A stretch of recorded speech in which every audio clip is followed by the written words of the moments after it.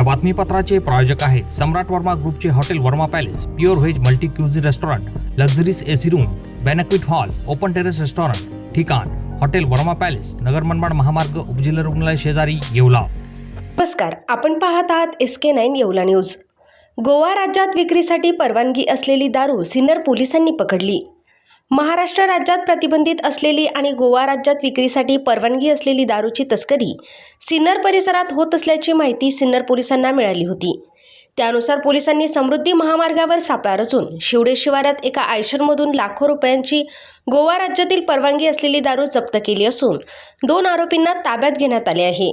पुढील तपास सिन्नर पोलीस करत आहेत। SK9 येवला न्यूजसाठी ब्युरो रिपोर्ट, सिन्नर।